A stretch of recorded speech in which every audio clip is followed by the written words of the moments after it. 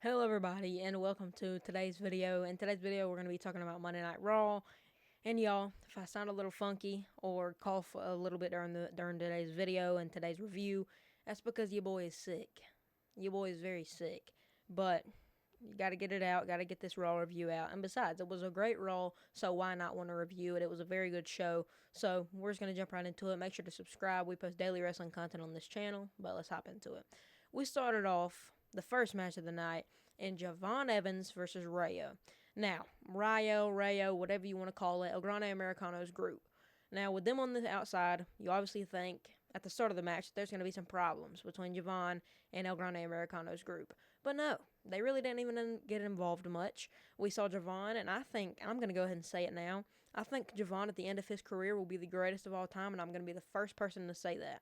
I think that Javon Evans is a incredible talent. He's on the main roster now. This is his first official main roster debut match, and I think that this is completely insane how people are not giving him enough credit because he knows how to work a crowd great. And the fact that people already love him on the main roster, I think, is a big stepping stone for WWE. I think we've always had a problem with WWE doing NXT superstars coming up to the main roster bad, but I think they've definitely done the great thing and the right thing with Javon Evans because the crowd's already warmed up to him. Now the crowd knows who he is if they didn't already know his NXT work. So Javon's on the right path. Javon's on the path of greatness. So with the win against Rhiyo, whatever, then this is a very good stepping stone. Do I think he should be getting involved in any of the Vision's problems or El Grande Americano's group or anything like that? No. But after we saw the Vision attack Penta and Dragon Lee after their win, we would end up seeing Javon go and ask them if they needed help, which I don't like. That part's the worst part of the night, in my opinion. I think that was the worst decision WWE could have done. And by the way, if they throw Javon Evans into the same problems that Penta and Dragon Lee are having with the Vision, there's going to be some serious issues on this channel with WWE because you do not need to be throwing Javon Evans in issues already. He just needs to pave his way and go face Dominic for the mid-card title. Just do something like that, and we already know they have experience with each other. So great first match. I love this match, and it's Rhiyo. And Javon Evans made him look great. And Javon Evans put on a great match. And I'm not going to throw shade on Rhiyo either because it was a great match. Obviously, Pete Dunne. But great match. Great way to start off the night. Then we had Finn Balor confront CM Punk and say that next week we're in his hometown for Monday Night Raw and he wants a shot at the title. Punk says before Finn Balor comes out that he's a fighting champion and he wants to give everybody a chance to win the title. But Punk says he's going to hold the title forever. Finn Balor obviously don't agree with that, so he comes out there. And now this is interesting. Do we think that Balor will take the title away from Punk? Absolutely not. There's no way. But after Bron Breakker just got suspended indefinitely by Adam Pearce, there is no doubt in my mind that he's going to come back and just destroy Punk during this match.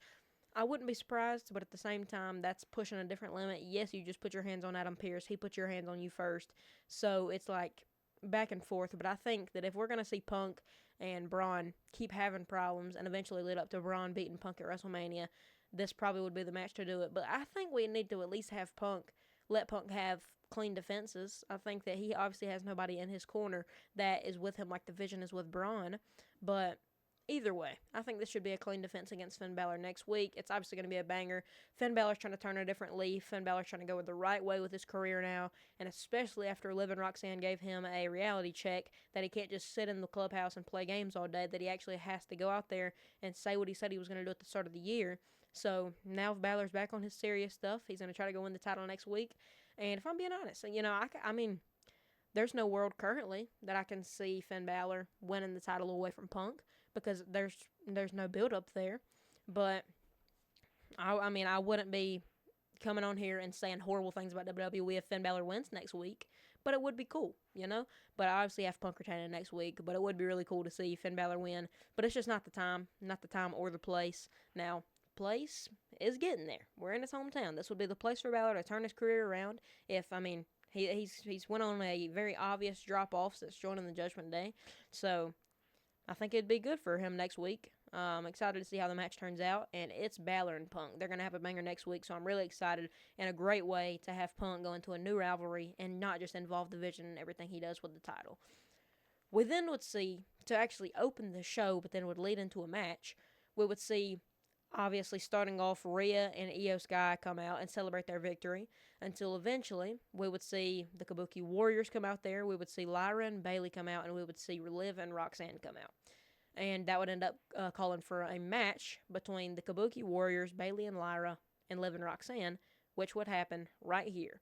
And we saw Liv and Roxanne pick up a very huge win. It was very awesome, and I love this personally because we were all here for whenever they announced that Liv and Roxanne was going to be going after those tag titles. Whenever we kind of got the hint that they were going to go after them, but people were really sleeping on them. I feel like the people on YouTube, people on the internet, was not giving Liv Morgan and Roxanne Perez the chance that they deserve.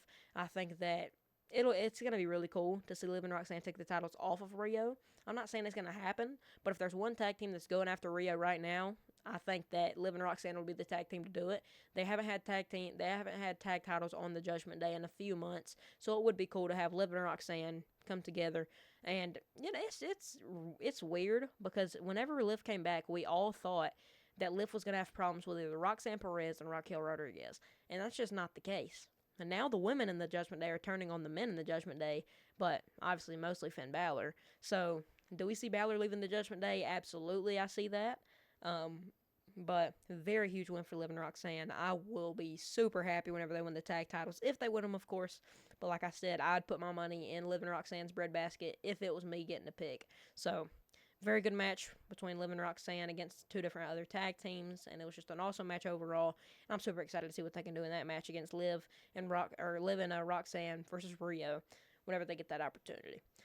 And then in the main event, we see AJ Styles trying to get the get back for John Cena after Gunther tapped out John Cena in his last final match at Saturday Night's Main Event. And AJ Styles last week, obviously slapping Gunther. That is a beast you don't want to wake up. And obviously AJ Styles did not learn that yet because he gets beat by Gunther, but not in the way I was thinking. Now, Gunther goes out there, and AJ Styles is instantly targeting that left leg where he can get the knee submission, and he would be able to roll it in and end up tapping out Gunther. And that's what he said. He said he was going to tap out Gunther for Gunther tapping out Cena, but obviously that's not the way it worked. But he technically tapped out Gunther. Nobody's going to give him the credit for it, but we would see Gunther tap out on the side that the ref could not see, in which AJ Styles would get up and release the submission hold, and Gunther would take that time to hit AJ Styles with a low blow, a clothesline, and a power bomb to end up pinning AJ Styles, which, by the way, I want to give props to both of these men. Now, I know AJ Styles obviously had a botch here and there during this match whenever he was trying to go for that phenomenal forearm, but, I mean, just incredible. Now, man, I think this match got personal at the end. I mean, obviously we don't know what's going on behind the scenes, but the shots Gunther was hitting AJ with, I know AJ returned him with some hits that we just couldn't see. But I think the time that AJ got his get back with the strikes that Gunther was landing on him was whenever he was throwing those forearms. But, man, also match in the main event, Gunther ended up beating AJ Styles.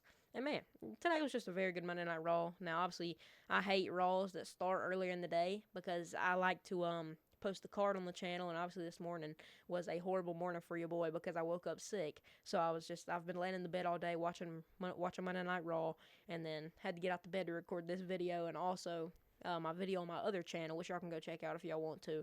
And that's obviously CZV Sports on YouTube and Instagram if you were more interested in sports than wrestling. So today was a very interesting Monday Night Raw. Let me know down below what you think. We obviously left out a few key parts here, but whenever you have 4 main topics to talk about, I think this was the main 4 things. Obviously, we could have added Bron getting suspended, but we all saw that coming. But now it's more of the factor of, is Adam Pearce going to get fired from being the general manager after putting his hands on Bron Breakker first? Will they flip the card on Adam Pearce? I don't know. Y'all let me know y'all's thoughts down in the comments, and I will see y'all boys in the next one. Deuces, ooses.